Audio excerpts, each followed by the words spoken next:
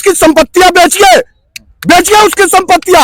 देश के निवेशकों के भुगतान के लिए तमाम दरवाजे खोलिए। आपके पास ऑप्शन है, बैठिए ऑल इंडिया जन आंदोलन संघर्ष न्याय मोर्चा के साथ, सहारा के तमाम प्रतिनिधि मंडल को बैठाइए और आप बैठिए। रास्ता अगर आप नहीं बता सकते हैं तो रास्ता हम बताते हैं कि देश के निवेशकों का भुगतान कैसे होगा।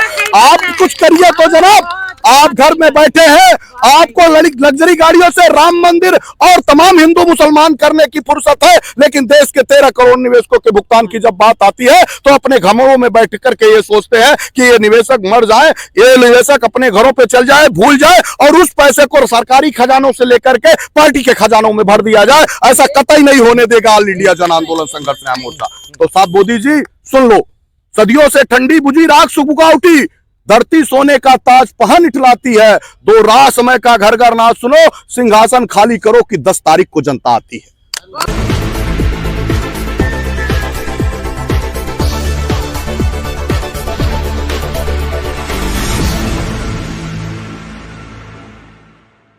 भगवान राम का भव्य मंदिर का निर्माण हो रहा है, पूरी दुनिया में उनका नाम गुणगान पड़ रहा है। हम भगवान राम के पास तक, उनके चरणों के पास तक जाना चाहते हैं। हमारे जेब में पैसे नहीं, हम अपने बच्चों को पूरे परिवार के समेत लेके जाना चाहते हैं, एक बार वो उत्सव बनाना चाहते हैं। मोदी जी हमारे सहारा पीड़ित निवेशकों का पैसा वापस करा दीजिए, ताकि इस राम राज की परिकल्पना में जब इस देश के लोग खुशियां मनाते हुए भगवान राम का प्रकट स्थल को देखने की बात कर रहे हो तो हमारे हाथों में पैसा हो, लुटाएं अपने भगवान राम के लिए, खूब जम के लुटाएं। लेकिन पैसे है नहीं, आंखों में आंसू है, भगवान राम की मन से पूजा कर रहे हैं, लेकिन पैसे नहीं है तो हमारे बच्चे मर रहे हैं। हमारे लोगों के 4000 से ज्यादा लोग से परिवार से जरा पूछिए कि वो भगवान राम के प्राकट्य स्थल के मंदिर के निर्माण होने की दशा में वो खुश तो है, लेकिन अपने परिवार का दंश भी भूल गए हैं। तो हम क्या करेंगे?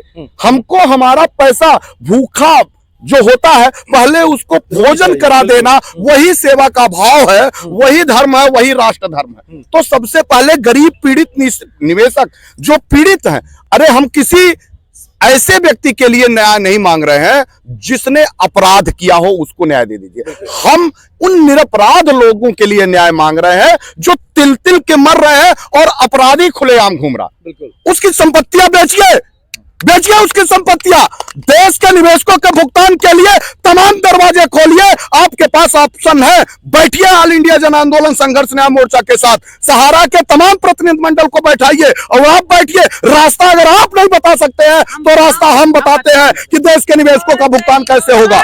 आप कुछ करिए तो जनाब, आप घर में बैठे हैं, आपको लग्जरी गाड़ियों से राम मंदिर और तमाम हिंदू मुसलमान करने की फुर्सत है, लेकिन देश के 13 करोड़ निवेशकों के भुगतान की जब बात आती है तो अपने घरों में बैठ करके ये सोचते हैं कि ये निवेशक मर जाए, ये निवेशक अपने घरों पे चल जाए, भूल जाए और उस पैसे को सरकारी खजानों से लेकर के पार्टी के खजानों में भर दिया जाए। ऐसा कतई नहीं होने देगा ऑल इंडिया जन आंदोलन संघर्ष न्याय मोर्चा। तो साहब मोदी जी सुन लो, सदियों से ठंडी बुझी राख सुबह उठी, धरती सोने का ताज पहन इठलाती है, दो राह समय का घर घर नाच सुनो, सिंहासन खाली करो कि 10 तारीख को जनता आती है।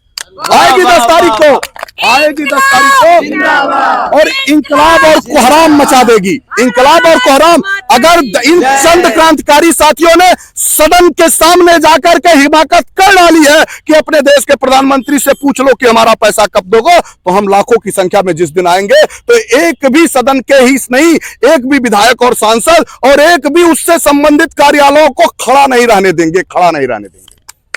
देखिए, बहुत बड़ा ऐलान इसी दिल्ली के ऐतिहासिक स्थल रामलीला मैदान से हो गया है और दर्शकों में आपको बता दूं कि ये वो 10 तारीख का वैसा दिन होगा जब ये रामलीला मैदान पूरे खचाखच लोगों से भरा होगा। और ऐसे में क्या कुछ ऐलान होगा और किस तरीके से सरकार झुकेगी, ये क्या प्लानिंग, क्या मशवरा? मोदी जी को झुकना पड़ेगा, राजी नहीं कुराजी झुकना पड़ेगा। अभी तक मोदी जी अयोध्या राम मंदिर के दर्शन करने नहीं गए। हमारे टैक्स को जो हम लोग टैक्स देते हैं उससे अयोध्या के लिए जा रहे हैं। अभी तक कहाँ थे मोदी जी? क्या भगवान राम मोदी के हैं? हमारे भगवान राम नहीं क्या? एक गरीब जनता है, गरीब जनता तप करती है, भजन करती है, और जैसे रावण अहंकारी जैसे नष्ट कर दिया था, वही जनता करके जो गद्दी पे राजगद्दी पे आपको बिठाला है वही आपको तहस नहस कर देगी। मोदी जी आप होश में आ जाइएगा और आपको 13 करोड़ जनता का पैसा देना होगा और देना होगा, देना होगा, राजी ने कुराजी देना होगा। ये हम लेकर रहेंगे, ये हमारा हक है। आपका नहीं किसी के बाप का, पैसा हमारे आपका, का, नहीं किसी के बाप का, नहीं किसी से भीख मांगते, हम अपना अधिकार मांगते। एजेंट हैं हमारे 4000 एजेंट जो है शहीद हो गए, हमारे 4000 एजेंट शहीद हो गए, हमारा क्या कसूर है बताइए?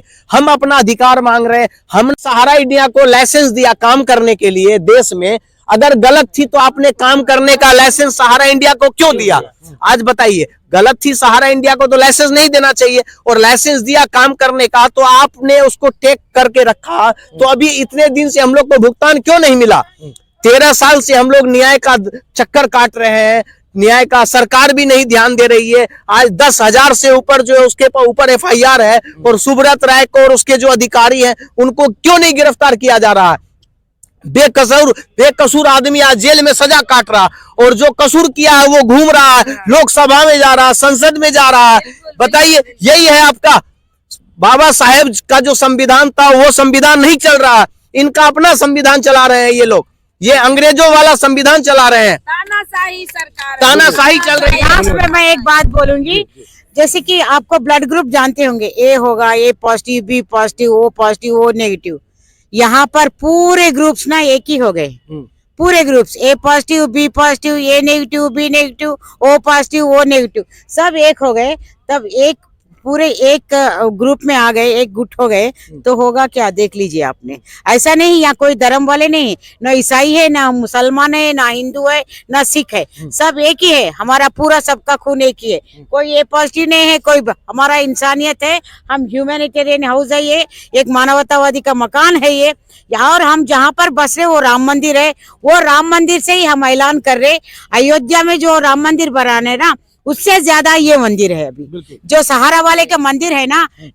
मैं एक यह बात भी बोलूंगी, मंदिर मस्जिद गुरुद्वारा को बांट लिया भगवान को, धरती बांटी सागर बांटा, मत बांटो इंसान को, और हमारी इंसानियत के मत बांटो। हम लोग एकजुट हो गए और दिखाएंगे हम क्या है, हमारी इंसानियत की शक्ति क्या है। जय हिंद, जय भारत।